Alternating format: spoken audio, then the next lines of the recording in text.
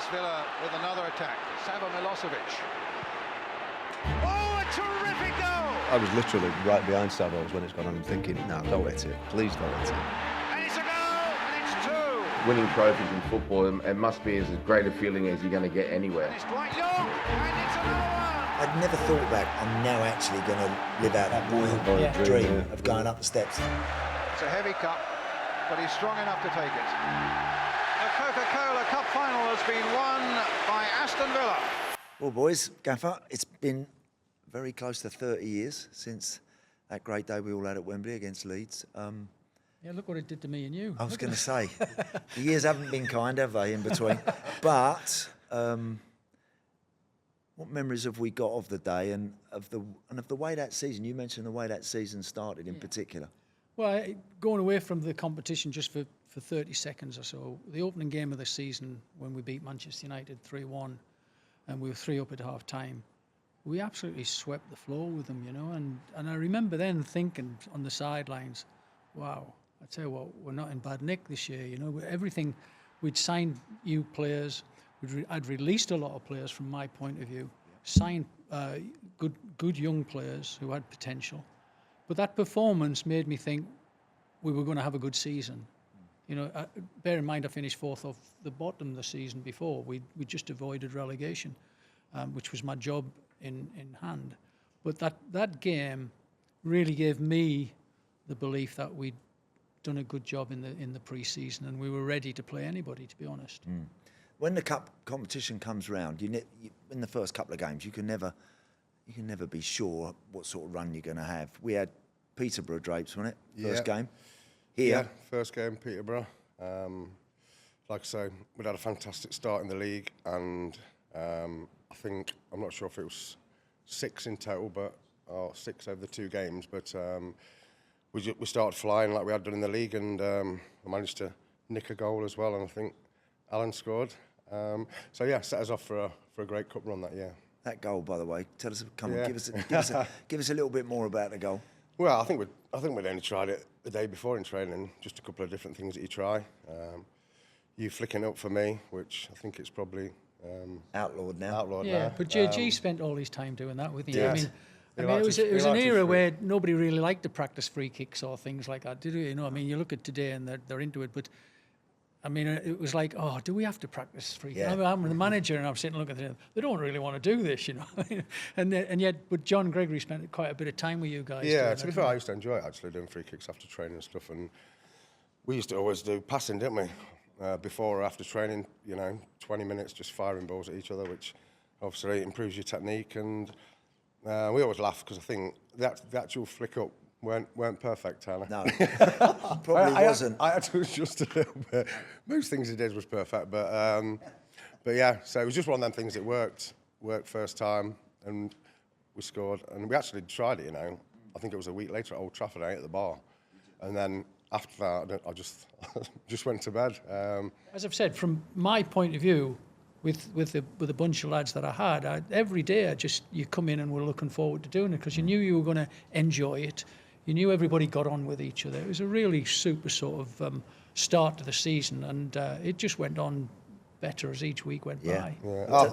I think the Man United game, like you say, I think that gave the players us a belief as well that we're going to give ourselves a chance. If we can continue like this, we give ourselves a right good chance to do fairly well. And I think the dressing room that we had played a big part in what we had as well, because I think we'd sort of run through brick walls for each other, wouldn't we? And I think that togetherness just helped us to get. Yeah, and again, you go into the game itself, and it's 6-1. Was it 6-1 at home? Again, forgive me my memory, but 6 goals, you know, against another professional side, no matter where they're from in a cup competition, is another situation. We changed the team completely away from home. Drew 1-1. We just did what we had to do, and we were set. And you know, one of the things that motivated me, and it's not being big-headed or clever here, but I'd won the League Cup twice as a player, and I knew how much it was brilliant. Good afternoon, brilliant place, you know. Oh, he's here. He's here. We've got a special guest, as you can see, all the way from Australia. Look at him. How are you, son? Very good, thanks, Skip. How are you guys? Drapes, Righty, Gaffer, all good? Good to see you, Sonny. All right. Very good, thank you. You guys good? Yeah, we're just talking, Boz. We've just been talking about the start of the season when we won the cup. The start of the season, that game against Man United, and now from there it all started to roll on, and things got better and better, and then obviously we ended up getting to Wembley. We're talking about the first game, the Peterborough game. Don't know if you remember that one, but again, I think we won that game quite comfortably, and we started to go on a bit of a roll, didn't we? Yeah, we did. We did. Like you said, from the first game of the season, from the pre-season, really, from the season before, we all know it was a bit of a struggle. We got the new signings in. The manager and his staff created a wonderful environment for us all. And like I said, from that start, we didn't really look back. I think we won 3 out of the first 4 games. We only lost ironically, to Leeds away. And then, like you said, the League Cup began. We beat Peterborough over 2 legs with quite some ease. And then it was into I think we beat QPR. We had that Midlands derby against Wolverhampton Wanderers where we won 1-0.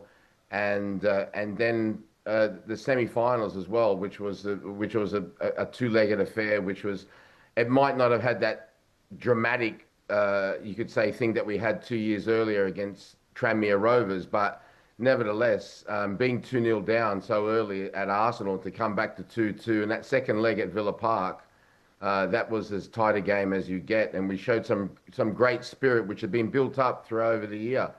The final's obviously a different story, but it was a really good feeling, a really, really good team. It seems like yesterday, and one, like I said, that you look back upon, you sort of think, okay, we had such a fantastic season. It was great that we registered with at least 1 trophy, because we got to the semi-finals, the FA Cup, and 4th in the league. If that was today, we would have been in the Champions League. Yeah. No, very true. Very, very true. Brilliant, son. Yeah. We can go home now. Hey. He's gone through the whole season. Well done, mate. Well done. And I'm watching you every week on the telly out there. Hey. Yeah, we hear you as well, Towner. You're always the main commentator on all our games, so it's great. So I can always, agree or disagree however I want to and all that. And Disagree. Yeah. We all think you disagree. Yeah, you're probably disagreeing. Yeah. No, it's great. It's absolutely great. Yeah. And what about Drapes, yourself and Righty? Righty, you have Manchester United. Yeah? I do, yeah. I work with the under-21s now there. I've not been there since about September, so yeah, another massive club. So I'm enjoying it. It's really good. Boz, tell us a little bit about the final. What you remember of the final? I actually remember. I don't know if you remember. There was the classic because there was a few of us who had been there 2 years earlier. Yourself, I think Macca, myself, Steve Staunton. I think Yorke and the late Hugo were involved as well. So we were all sort of still nervous, but we're trying to help relax the rest of the team. And I always remember being on the team bus and going to Wembley. And I actually called up my agent for some reason. I don't know what it was. And I was trying to sort of, just be all cool for the boys to sort of like, so I think it was something about tickets, yeah? And whoever it was who picked the phone up, I don't know who it was, but I said, it's Boz here, right? And they must have said, who? That's right. I went, Mark Bosnich, and you picked it up, Town, and you burst out laughing and just say like, and it was like, I remember that it was a very relaxed feeling throughout the squad. We obviously, like I said, we'd beaten Leeds at home in the league. We'd lost to them earlier on in the season, but there was a general feeling amongst the squad, I think, that we were there for business, that we were going to do things right. And of course, it was great that Savo scored that wonderful goal in the first half, which completely relaxed everyone. I think the second half, they came at us as hard as they could, but it was really, from my perspective anyway, from defence, it was really only high balls that they were putting into the box. It was sort of quite, you could say, it was quite predictable in what they do. And then obviously, once Ian Taylor and then Yorke scored, it was a wonderful feeling, because we had that feeling then after we went 3-0 up, that you knew that you were going to basically be picking up the trophy at the end of the game, which was a fantastic feeling to have. And then a great night afterwards. We all had to go, I think, onto international duty straight after, and we had the FA Cup semi-final the week after. But it was it was a wonderful feeling, a wonderful. I don't think there's any better feeling. I try to say to everybody than winning trophies in football, it must be as great a feeling as you're going to get anywhere. Yeah, no, very, very true. Very, very true. It was. Mate. It was. I'd taken up for if we jump into the final. I don't know whether we want to do that, but if we jump into the final, I think as a manager, I don't think I've ever been so relaxed for a game. Anyway, it's very you true. Know, I mean, that. honestly, we went away. We stayed at the wrong end. I was getting loads of grief off the police who were escorting us and saying, "Why are you staying in this hotel?" And I was saying, "Well, this is a hotel that I used to go to when I was a young footballer. Ron Saunders used to take us, and they had snooker tables and all sorts of things like that, and we just have a real easy time taking it easy." So even for me, I went to a hotel that I felt comfortable in, and I was comfortable in. We trained a couple of days beforehand down there. John Gregory always tells me that we were being spied upon by Leeds United, which I take with a pinch of salt, whether we were or weren't. But honestly, I can remember that game from the very start, standing there as a manager, feeling totally. I had a total belief that we were going to win that game, without a doubt. Never had a doubt in my mind at all. All our preparation was brilliant. I think the fact that we'd beaten Arsenal in the semi-final gave me the real belief that we were good enough. And yes, Leeds did beat us early in the season, but 3 weeks before we'd played when we were actually beaten them 3-0 in the league as well. So the final itself was just the icing on the cake, to be honest. You know, there were games that were probably more of a nervy situation. When you look at, you know, say Stockport, I don't think we played particularly well. I mean, what was this? Was that 1-0 or 2-0? I think it was 2-0, but I'm not 100% sure. Yeah, I remember. I can't remember that. Can't remember the game. Yeah, that game just flashed by. You know, so you were more nervous early doors. 2-0. 2-0. You're right, Bozzy. Yeah. Yeah. I think though, just going back to what you said earlier, Bozzy, about the confidence. I mean, me and Alan used to room together, and not just in the cup run, but in general in the league games. Obviously, besides when you're playing like Man United, but we used to joke how many we're going to win by. We were and that's how the squad was, wasn't it? Everyone was so you know, everyone knew the role in the team. Everyone knew what you were going to get from the rest of the team, and that's how it just flowed all season. Yeah. And like I say, I don't think there was any point. We obviously had defeats and bad games, but during the whole season, I don't think we really had a bad run of results all the way through the year. Do you know, I remember Drape's Boz. I remember walking off at half time. So we're 1 up, Savo's goal. And I remember walking off at half time. The Leeds fans were at that end of Wembley Stadium where you had to walk down the tunnel to get to the dressing rooms. And that was where all the Leeds fans were. I mean, and Howard Wilkinson had been a great manager for Leeds. He'd won the old League One as it was back in the day. But they were giving him a lot of stick. Yeah. Do you remember, Gaffer, that? I do, yeah. When we were walking off, Boz, half time, I don't know if you remember, the Leeds fans were really having a go at Howard Wilkinson. And I do remember thinking to myself, you know, we're in a good position, we're in front in the game. This lot are almost on the ropes a bit, and they were, weren't they? They were just sort of at that point where Howard's time was coming to an end. The team might be breaking up a little bit. There were some younger lads coming in. They were in that sort of little transition bit, and we were right on it. And I remember thinking, if we don't win this today, you know what I mean? 100%, Towner. 100%, and it was ironic as well. Do you remember the season before when we flirted a little bit towards the bottom and we had to play Leeds? Do you remember that, Gaffer? We had to play Leeds. I actually got sent off. Yeah, we lost, and I fell to the ground. I was like, I was distraught. Yeah, but we played well, and that's when Yorke played unbelievable that day. Yeah. At those early season moments that we had, like I said, they were the one game that we'd lost. At that time, people were talking about them for possible title contenders, but they really fell away. And beating them at home, like you said, literally like 3 or 4 weeks before, I think, I think instilled the confidence that we'd built up over the whole season. It's such an important and overlooked thing. I think, that when people even talk about games, and we all know it as ourselves, as ex-players, and you know that, Gaffer, as not only as an ex-player, but as a manager, confidence is really contagious. And, Savo had gone through his struggles a little bit as well during that season, but to see him score that absolutely wonder goal as well, I think just filled everybody with, it was like it was meant to be. And you could sense that. Towner's right. When we walked off, you could just sense that things went right, and it proved to be the case, obviously. With Howard then, ended up losing his job. But they just didn't seem quite the same team that we'd seen, like I said, literally at the start of the season and the season before. But it was, like I said, wonderful for us because, it really, sort of, I think, validated everything that you had told us, Gaffer, what we could achieve. And like I said, the season had really gone from strength to strength. But it's always great to be able to look back and say, we did this and we did that, and to say, and we at the end we actually won a major trophy. Bozzy, how many of the lads have you seen in Australia over the years? Have you seen many of them? Yeah, Yorke's come down here a few times. He'd been here recently. He was managing in the A-League. He actually won a trophy for the team that he was managing. In terms of the only other one really that I played was Roy Keane. He came down. I saw him. That was about 10 years, 15 years ago. That's about it. But there's a massive following down here, not only for Aston Villa but for the Premier League. We've actually got the Premier League trophy down here now.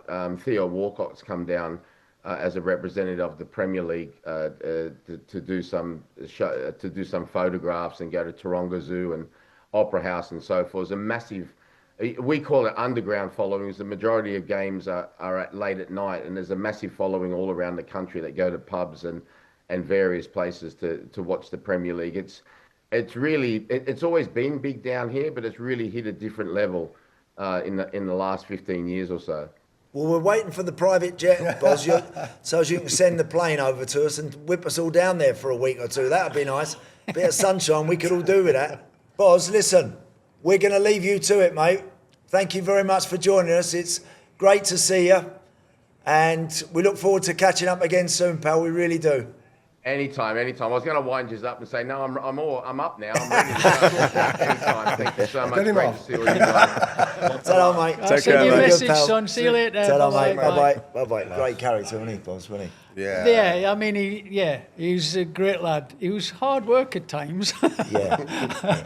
He used to have these ideas of I mean, he used to be on diets, didn't he? Oh. Like he'd change his food and you'd go in and you'd be saying, "What are you eating today?" And he was, "Oh yeah, I'm having this because this," and he was completely set on it. And then and the daft thing about it is he often used to say to me, "When I eat things like this, nobody scores past me." And he genuinely had convinced himself that whatever he was doing at that particular time, he was making himself a better goalkeeper. Yeah. And nobody could stop. And I have to say, I think we'll all agree, he was unbelievable, wasn't he? Oh, it makes him unbelievable. Unbelievable. Outside of the modern game now, where the goalkeeper's played out from the back, which would not have been his forte. It actually might have suited him because he couldn't kick it far, could he? He couldn't, no. But I tell you what, he used to do the hurdles all the time. When he spring from a standing spring, he could get like top corner. He could get that ridiculous. He was. He'd do some ridiculous saves. But I can always remember, was it Paul Barron, the goalkeeping? Yes, Paul. I mean, I used to get changed there, and Bozzy used to just sit there, and Paul Barron would come in, and he'd wrote down what Bozzy were doing for a warm-up and all that. And Bozzy had his own ideas. Yeah. Bozzy would have his laptop, and he was going, "No, Paul, we're not doing that. We're doing this." So he'd be telling the goalkeeping coach what he would do. But that was Bozzy wanted it. His excuses, Gaffer, were unreal, weren't they? Yeah. Right? Oh. For training. I remember one day coming in late. He came in late for training one day. I don't know if it was Evo or Greg's. Said something to him, like, pointing to the watch, and he went, "My heart rate monitor was up this morning." He said, I couldn't take any chances. I had to just calm down for a bit before I got in the car. Brilliant. How he thought of it on the spot was the stuff of genius, really. But he was he was a top class goalie, Boz. He really was. In fact, and he won't mind me saying, when he left Villa, and I think his best goalkeeping was here. Yeah, without a doubt. He was magnificent. He was. So let's get back to where we were then. So we covered the Peterborough game, Stockport, QPR Stockport, Wolves. Do you remember much about that one? Only that they were in the second division at that time. I think I'm pretty right when saying that. And on paper, it was one of them that might be easy, but it never was. And it was a bit scruffy. I think it was a scruffy game. I don't remember the game too well. No, it's one of them that, like, as a manager, I remember thinking, wow, this isn't as the way we've been sort of dominating teams and dominating things. That's the goal there. Yeah. Is that Tom? Yeah, I think Tommy, wasn't it? Yeah, Tommy had that little spell when he was I mean, God bless him, he was brilliant because he used to sit in the dugout with me and saying, "Can you put me on, Gaffer? Come on, put me on, put me on, please." And he, you know, no nastiness. And when he got on, when I did put him on, he'd go on there and he'd give everything he's got. And he was an ideal person at the club. You know, I think he's probably the most loved player in the team in all fairness by everybody, and everybody loved Tommy. He was. He did. He just worked hard. But he, like I've said, he was everybody's mate, and there was never anything come out of his mouth that was like, you know, I want to play, I want to do this. There was no mourning. He was the perfect. I think it must have been hard them days. We were talking. There was only 3 subs as well. Yeah, definitely. So to pick 3 subs, because you know we had a good squad of players. And obviously, it was a tough job. When he played really well, and that's all. That's the biggest compliment I can pay him. How many teams back in at that time were playing 3 at the back? Leeds actually tried 3 centre backs in the final against us, who'd never done it before. And when I saw that team and I realised what they were doing, again that gave me the massive buzz of confidence. I think I started to mention earlier. I think when I saw the team sheet, I'm looking at it and I'm thinking, they're giving Andy Gray, the young Andy Gray, his debut. Thomas Brolin's not played. I know he was going through his fat stage, a bit similar to you now, James. That's another story. And we just had a feeling that, or I personally had a feeling that, guys, these are making it easier for us. But obviously we still had to go out there and dominate the first period of the game and stuff like that. And when we got that first goal, it was almost like you said, Andy, almost a relief to go in at half time and go, right, we've got these, we've got our foot on the neck, so let's just like stamp it down a bit and got the second half and finish him off, and that's what we did in the end. Yeah, well, young Andrew was their best player on the day. He was, yeah. And I Frank Gray, his father, was my assistant at Darlington, and Andrew used to sit in my office when he was 8 years old. You know, and I was speaking to him before the game. I'm saying, "Wow, you've done really well." And on that day, he was their best player, wasn't he? Yeah, he was. And he's part of that dynasty of Grays that have come through. Yeah. You know, Incredible, I'm really close to the family, and I spoke to Eddie Gray a few weeks back. Again, still at Leeds. And he's saying, "Oh, we've got some more Gray in the dynasty, in the academy again." So they're an incredible family, and Andrew did himself really proud that day, and I was pleased for that because you know his dad was a really close friend of mine. I think just going back to the formation though, for whatever reason for us, we just had sort of everything. You know what I mean? 3 centre-halves, one was quick, one was strong. We had unbelievable. One was big, and the other one was McGrath. Yes. So I say, we didn't concede many goals, did we? We had a bit of everything. No, and then, we were outrageous. And like I say, probably the best left wing back in the league. Who was, and I say this a million times, how Alan never got an England cap. I'm amazed. And we had Charles on the other side who could run up and down all day. And these played like wingers, to be honest. But they could do both, couldn't they? Which was massive for that sort of formation. And then obviously with me, Tanner, Skip and Tails, there was a blend of all sorts there. We all had a goal in us. We could all work hard, and then obviously a great front pair as well. So I think something that again Andy might back me up here. When I think of Andy was basically a box-to-box midfield player, I think. And when Tails come along, I think it gave you license to be a bit more of an organiser, a real captain's role. Definitely. You still did get forward, but you were allowed. Tails was like. You know, and Drapes, in fairness, they both were more attack and think. Go on, boys, on you go. Yeah, that was your strength in your early part of the career. And, correct. And again, that to me was the perfect 3. You know, because again, sometimes you didn't know how good you were. Sometimes, to be honest, in all fairness, but you could do a bit of everything. He doesn't know a lot of stuff, Gaffer, does he? And then you know, Ian was a machine. Yeah. You know, I mean, he just box to box. And you, Andy, I mean, I've never said this to you before, but you were the brains of it all. You know, you made it tick, mate. I'm telling you. You and Gareth in that dressing room on a daily basis. I used to walk past, listen to it, and I could hear you two winding people up all the time. And everybody thinks that Gareth was quiet, but no, not at all. You two were just feeding little drops to these lads, and then everybody was having a laugh and a joke about it. But I think that. Yeah, talking about your part of the team, it was just perfect, absolutely. Yeah, I mean, going back to Tan, obviously for me, you know, I'd sort of worked my way up the leagues, come to such a massive club. Tan had been there, done it before.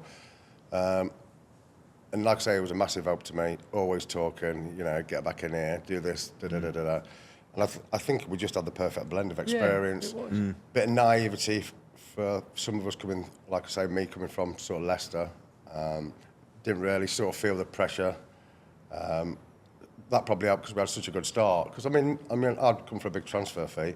Obviously, pre-season you're nervous and stuff, but I just felt, and I think that back to that first game, just settled everyone down, and we all just went on and just went from strength to strength. So I agree. No, when you look back, I think when you look back at any team that you've been a part of, or for you, Brian, that you've managed, the best ones have got the balance right. They have. The best ones do have the right kind of combinations, the right balance, and I do think, we had that. I was delighted for Savo to experience that here. The final for him and his goal and everything else was amazing for him, because he'd had some difficulties like think about the amount of players we've all watched over the last 20 or 30 years coming to the Premier League from distant shores, finding it very difficult to cope and to do it. I always, when I speak to people, I always say Savo was unbelievable. I thought he was an unbelievable And player. he never ducked it or shirked it or I mean, he was never. only 21, wasn't he? Yeah, 21, only a 22. kid, wasn't he? 21, had no. I mean, in terms of the way the modern teams now can induct their players, I mean, they have so many areas that they can go to for help. We signed Saville, put him in a house in Sutton Coldfield and told him that he had to be at the training ground at 10 o'clock in the morning, and then he was there. And he couldn't hardly speak English, but somehow he got there. So we didn't have the package to help like a foreign player. No. We didn't have it in that era. So for him to have done what he did, and he was always in the dressing room. He was always one of the ones that people used to look at, because he did all his training routines properly. Did. All of those things, all those little things that, you see some of the lads, just like having a little mess around when they're warming up. He did everything spot on. And he and Dwight were an incredible partnership. Unbelievable. I still think he had something like, I'm sure I read that he had 20, that cup final goal was his 20th goal involvement. So, I mean, goals and assists 20 in your first season at that age, it's not bad, is it? One day he gets a piece of paper out of his pocket and he says to me, Andy, can you help me with this? And I looked at it, it was his pay slip. And he said, what is this? I said, tax, Sav. I said, right. I said, tax. And he went, and I went, he said, but Mr. Ellis. I said, no, Mr. Ellis. Mr. Ellis has said a few things, to be fair. Don't take all them as gospel. I said, I said, the good news, sir, the really good news, he'll be gone again next month. Poor thing, but he was a good boy. He was a really good lad, likeable lad as well, wasn't he? He was, and the funny part leading up to signing him as well was I'd scoured all of the things that I could, all of the DVDs and things that we couldn't do it any other way. There was all sorts of things going on, and I watched this video that had been sent to me by an agent in the UK. And I'm looking, and it's a left-footed centre forward, which I was ideally looking for. I wanted to try and have a right-footed and left-footed centre forward because of my. Was that from back in your playing days? Yeah, my playing days, because that, I played with Andy Gray, a left-footed player. Peter With played with Gary Shaw. All of these things that Ron Saunders had done, that was my final piece in the jigsaw, the left-footed centre forward. And I remember going into Doug's office and saying, "Oh, Chairman, I've found my left-footed centre forward." He said, well, who is he and who does he play for? I said, his name's Savo Milosevic. He plays for Partizan Belgrade. He went, Belgrade? I've never been there. Let's go tomorrow. And I'm it wasn't, oh, Savo Milosevic. Oh, who is he? He was, I've not been to Belgrade. Should we go tomorrow? And it was so straight away, it was one of them that I was on a win-win situation. He was happy. But when we got there, it was pretty much like a war zone. We had to drive through the town at night time with no lights on the car, and we went to meet the opposite the parties from Partizan, and it was quite scary. And when we came out of it, it was delighted. So when you look at what he was where he was living, and what was actually going on at that time in his life, and he's brought out of it, for him to have settled in the way he did. I think there was a little bit of concern, wasn't there, initially, whether Savo and Bosnia would get on because of the Bosnian connection that Bosnia had, and we're like Bosnia, Serbia, there was a war going off, and it was a little bit. But they were great, weren't they? It was great. Yeah. It was great. But so he come from a real troubled time. But I'll never forget Doug. Doug was just more interested in going to Belgrade, which was quite funny, really. James, tell us about the semi-finals. Arsenal. Yeah. So that would have been your first semi? Yeah. Yep. Yeah. Obviously, you know, playing probably the favourites for the cup at the time. Top side. One of the best strikers in the world. And I'm not sure if did Ian Wright? I'm not sure if Ian Wright played the first leg or not. Wrighty. I don't think he played the second leg. Correct. I think he played the first leg. So they had him and Bergkamp. To go there, you know, two of the best Two of ever. the very best. And then to go 2-0 down, I'm not sure exactly. Was it 2-0 before half time or 2-0 just after? Anyway, I think I was at fault for the second one. I think you were, mate. I think you were. I sort of turned away from looking at him to watch the way the ball, and he made a run inside me, and he managed to. I think it was that goal. Yeah, I mean, like I say, I try not to remember it. And you're 2-0 down. Now I'm thinking, God, this is going to be tough coming back from here. But going back to what we said the whole podcast, you know, the team spirit got us through because. Many teams could have. You're 2-0 down to Arsenal. Oh yeah, you couldn't get beat 4, and then it's game over. And to come back and get 2-2, then I think then we're going into the home leg as favourites, and I think that's how we felt as well. So you've gone from like thinking we've blown it here to bringing them back here 0-0. Job done. So I mean, you know, I think the 2 goals were epic and massively important. Obviously, to have had to beat them by 2-0. They would have felt like we did at 0-0. So if we get 0-0 today, we're there. You know, we've scored 2 goals away from home, which we're always in the mentality side of it was, you know, we're actually in the lead here at the moment. So you know, all we had to do was draw the game, and we never set out to be any more defensive than we were. We tried to play our normal game, and I don't remember being overly scared throughout the game. The one thing that I was a little bit aware of was Bruce Rioch sitting in the other dugout, who'd been my manager and gave me my first job in football, really. So I was like, you know, always a little bit sort of, I looked up to him, Did you feel like you could second guess him a bit or not? Really? No, I know Bruce very well. Bruce is a really strong individual. Had a belief in how to play, and his teams, and he always did well. I worked with him in Middlesbrough for 3 years, and he got promotion from the second division, the third division to second division to the first division. He went off and went to Bolton and did well. In Arsenal, he was doing well. No, he taught me an awful lot about working and going out scouting and things like that. So I felt a little bit like in awe of him in many ways. So at 2-0, I remember thinking, oh, that's it, like, you know, but 2-2, and then playing back at Villa Park, only having to draw with one of the best defensive sides as well as attacking. We were good both sides. Either way, and we were really solid. So it's not easy, Gaffer, sometimes, is it? When you know you only need a 0-0 at home. Yeah, that mentality. Because it sometimes takes the sting out of your natural game a little bit at home to want to go forward. I mean, we've seen with the current Villa team, they've had some amazing games here in the Champions League last season, etc. But they're tricky, those kind of those 2-leggers, aren't they? I do think that. Yeah, though. I don't. I mean, obviously it's 30 years ago. It's a long time, but I don't think we really changed the way we played. No. You know, because we were so confident now we played. We could defend, we could attack. Hard to beat. You know, we'd always got a goal in us. So I don't think we really thought, right, we need to shut shop here. We're playing Arsenal. I think we just played our normal game. And we were just chatting before. We weren't really, I mean, it was a nervy night, obviously, 0-0, but it was never, we weren't really hanging on or, you know, they weren't chucking the kitchen sink, In as fact, they say. I remember rightly, Drapes, the last 15 minutes, I don't think we give the ball. No. I think we kept the ball really well last 10 or 15 minutes. And again, that can be tricky sometimes. You want to keep the ball, but it's keeping the ball and you end up going backwards if you're not careful and inviting a bit of pressure. But I thought I remember, I thought we handled that quite well, that little spell. Well, it was probably the toughest part of the draw, the semi-final, when we got Arsenal.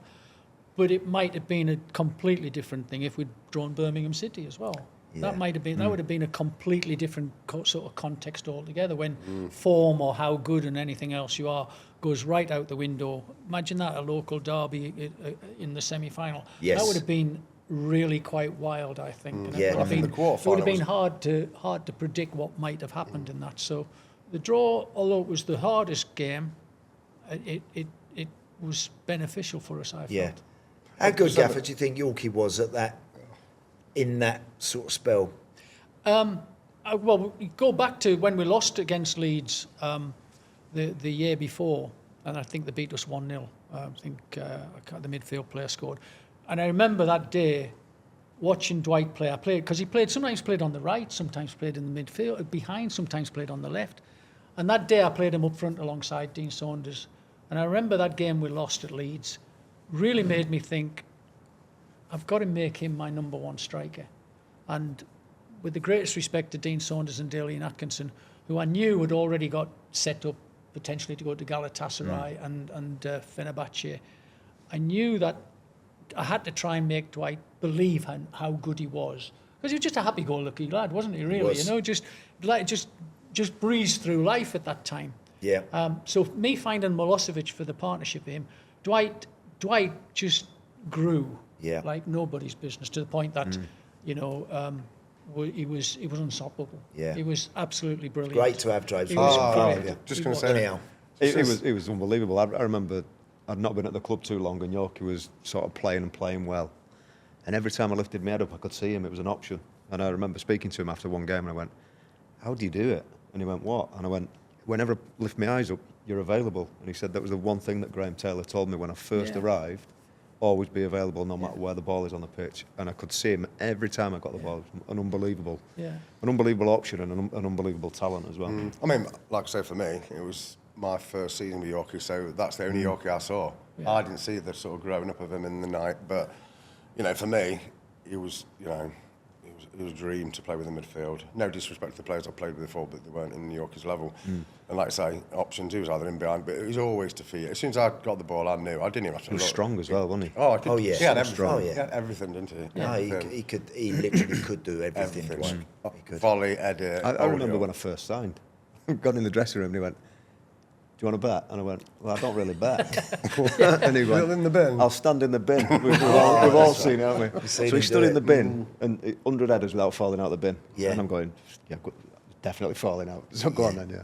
Never drops it. Never drops it once. Never even looked like dropping it. He'd still be in there now, I think. Tell you what, He wanted to keep Unbelievable it. I used to talent. do that when we used to have a little B&O towards the end of the season. So Doug got arrested his soul up in Magaluf. And Yorke would take money off people who'd been out drinking for far too long, and he'd be doing it in a bar in the bin. So people would be like... But yeah, I mean, he was a different level, wasn't he? Yeah, great. Both-footed, strong, quick, could score any sort of goal. Yeah. He'd work his socks off as well. He was a dream to play with, wasn't he? Charlo was he was Great a lad.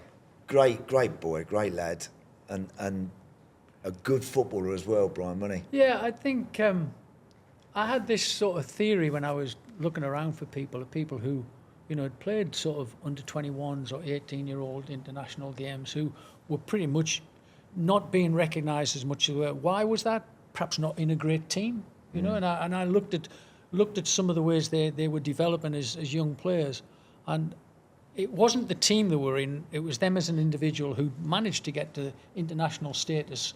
And I was thinking, you know, these are the sort of lads that I have to sort of try and target and give them the environment and give them the experience and give them the slightly better players and a magnificent stadium to play in, and they will develop. And Charlo and the guys would definitely right into that category. And Gary was, again, quiet lad, a bit daft away from the ground, I would imagine, but he was, you know, he was often a little bit more shy on the football field, I would say. But I knew that he had a cheeky side to him. Yeah. You know, I could see that. So, and I knew I could bring that out just by treating him in the right way. Just by treating him. We used to have competitions, me and Charlo, which wingers getting sent off, getting subbed first. Really? Did We you? used to do it every Which game, ones yeah. you That's could deny? brilliant. Yeah, that's I good. never knew that. We used to have a little fantastic. conversation before the game. Your guy's getting subbed before mine. Yeah. Every game we used to do it. Yeah. He was always in third gear, wasn't he? He was so fit and quick. Correct. Like, he just always looked like he was never... Yeah. Skipping across Never the top of stressed, the was glass, he? wasn't he? Yeah, and he was just like in his own little way. Yeah. Like, I mean, he actually did play for England, didn't he? He did. Yes. He did go. Yeah. I think it was at Forest. He'd actually got a couple of England Yeah. caps really young, and then sort of went to Derby. But Yeah, like you said earlier, Gaff. He I was at think when his he got best. injured, When he we got did miss injured him. here, that was Yeah. going to knock him back an awful Middlesbrough, lot. I think it was. And that was the end of the season. bad wasn't injury, it? Was wasn't that in the last It 3 weren't long games? after the cup final. Was it? Was just It weren't after? long after the cup final, midweek game. I know it sort of knocked He us did, off a little like, bit, didn't it? Yeah, Spun his ankle round Yeah. almost, didn't he? Yeah. It was horrible. I remember Tommy running over saying, "Charlo, come on up, you're all right." His ankle's facing the wrong way. You know what Tommy's like. And the 3 centre halves. Oh. So obviously, I think a bit like myself. When you first came, the likes of Paul, Macca, McGrath, and myself, 1 or 2 others, we were like thinking, well, this might be our time. Might be time that. So when did you make that decision on like someone like Paul, who's a little bit older than me, that he was absolutely going to be there and you was going to find the right ones to go with him? Yeah, I think, well, pre-season it just stuck out. You know, the fact that we got Hugo, who was a machine, who was incredible again. You know, so strong and everything. And then when I signed Gareth, I was signing Gareth with a view to being a midfield player because he scored 2 goals against me at Crystal Palace. Was it Palace we played? Yeah, it was Palace. Yeah. We played them down there in the cup and they beat us 4-0, and he scored 2 goals from midfield. And I remember thinking, I'm going to sign him. I'm going to sign him if I get half a chance. And Palace got relegated at the end of the season. I signed him. And for whatever reason, we ended up playing him as a right-sided midfield, defended player, with Paul McGrath in the middle, on left-sided midfield defender, McGrath in the middle, and Hugo on the right. So he's got 2 powerful, I thought, people who could... Hugo, who was powerful... Gareth could read the game like nothing. I mean, I never told Gareth. I said, Gareth, this is the way we play. You're playing on the left-hand side. You know, we don't swap over. We don't isolate Paul or anything like that. We just play as a 3. And that was probably the last thing I ever said to him about playing his role. Oh, he was good. Gareth was a genius, great and to play with Gareth McGrath just absolutely flourished because he had these 2 lads either side. Yeah. But it still didn't stop him getting himself in the way of things that people couldn't get in the way of. Still didn't stop him backheeling things out from one box to the halfway line. Still didn't stop him winning headers up here and down on the floor. He was as brave as a lion. Of course he was, yeah. You know, and he was an absolute brilliant player. But we found again the right combination alongside him. Yeah. You know, so for me it was a great partnership. Each of those partnerships throughout that team. You know, you as a manager, when you go to different clubs, you try and build the team. And I've had good teams. My Darlington team was a great team for that level. My Leicester team did really well. 3 playoff finals 3 years in a row. And then I came here and I had a lot of work to do, as we know. I can't believe how much we did, really, in all fairness. But we ended up with a group that, I mean, I didn't have to say very much. No. But I think on that though, Gaffer, I think the fact that you didn't have to say much, No. I think you gained our respect, and I think you managed the group so well because we had like the Nottingham group that would obviously go out on a Sunday and sometimes not turn up too well on Mondays. That's fine. That's part We'd have and our parcel Manchester of it. group that we'd make our way in, and then obviously the lads that live locally, and I just think it was one of them where you turn a blind eye to certain stuff, but you knew come game day we were going to be at it and we're going to work hard. That's all about treating people the way you like to be treated Yeah. yourself, and you know, and understanding that. But I mean, I've been in dugouts where I'd look at the fella in the next dugout and you're thinking, oh my word, you know, he's just trying to kill the players. Like Screaming at some of the stuff they were saying to their players, and some of the stuff they said to me, I used to go, crikey. Yep. You know, I don't treat people like that. So I always try to treat people the way I like to be treated myself. That was my number one saying in life, you know, when I was a football manager.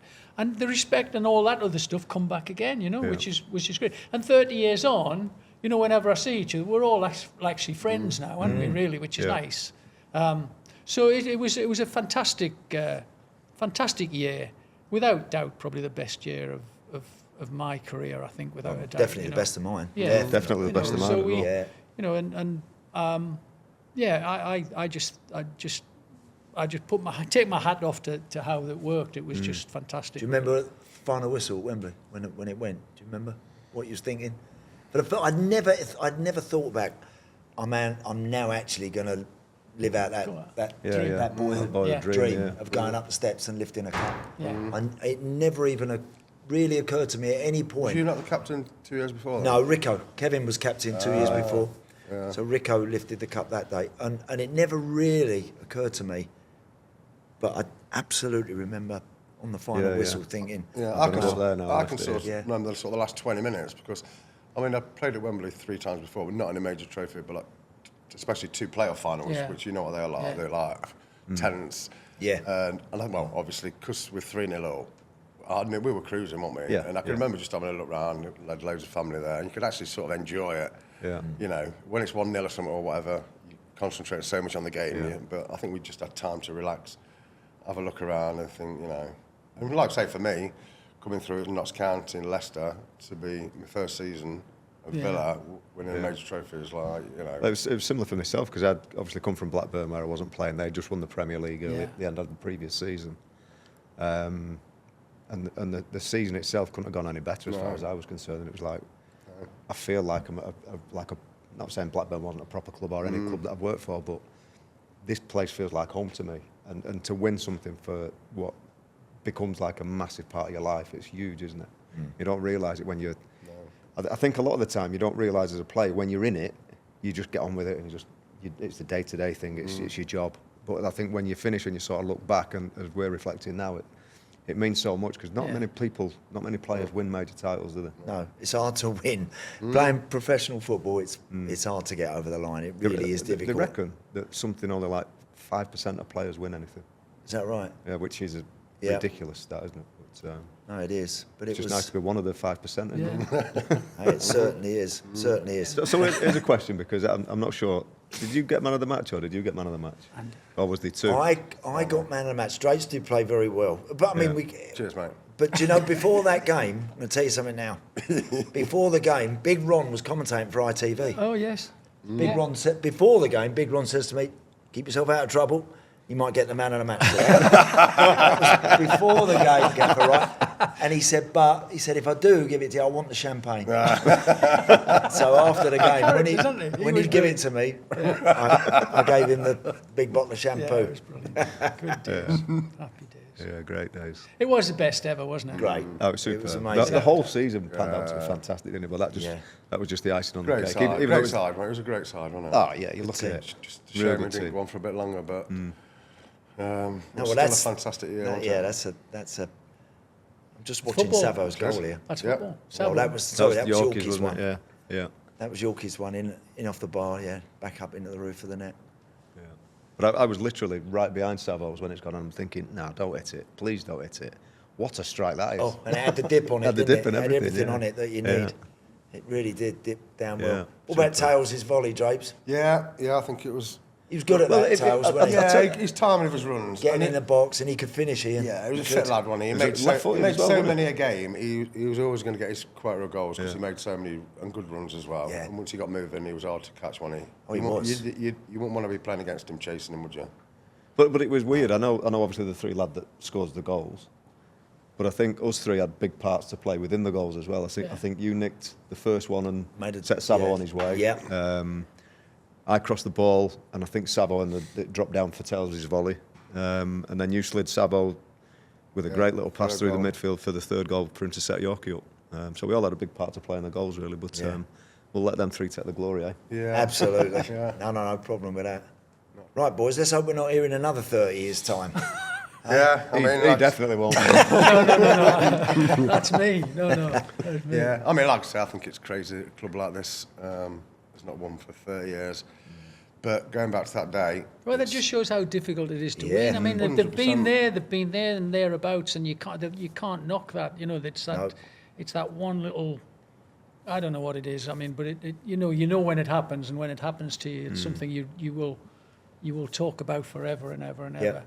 But we've been close, you know, and the game has changed again, you know, and it's very difficult. There's, you know, there are always 2 or 3 sides that you could look at and go, well, they'll win something this season. They'll win something this season. So it has become very difficult now. When you think we were pretty much outside of Milosevic, Bosnich, who would have been here, you know, we're all British-based and all here. The way the game has come into our country now makes it very difficult. So I think we can rightly be proud of what we did, which is great. But understand and try and accept how difficult it is today to actually win something now. It's really difficult. Yeah, I think that, like I say, we see each other a lot at games now, and you know, not just that year, but that sort of 3, 4, 5 years. You know, you've got lifelong mates who we still speak all the time, don't we? So it was a great bunch of players and a fantastic management team as well. So Yeah, good dads. I mean, Alan and John, who worked with me, and PB, Paul Barron, of course. Yes. I mean, we had, you know, and then you mix Jim Walker put Jim Walker into the mix. You can't leave Jim out of that, who really looked after Paul all the time, which was fantastic.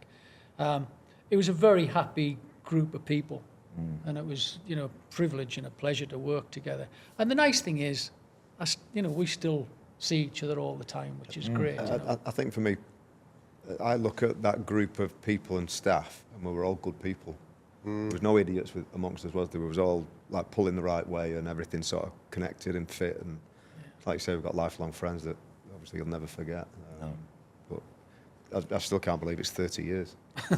No. 30 years, I know, it's whizzed by a little bit. Let's hope the current team can get over the line, because I actually see similarities with this group of players, the current team and our team, Brian. I do. Yeah, again, and we fortunately that year, until Charlo got injured, were injury-free virtually throughout the whole season. You know, we played as a group. We had little tweaks here, there, and everywhere. But that best team that we had were capable of winning, and I genuinely think where you're heading is the team at the moment, the best team that Unai has, is capable of winning a tournament without a doubt. Yeah. Let's hope it's their turn this year. Fingers crossed, eh?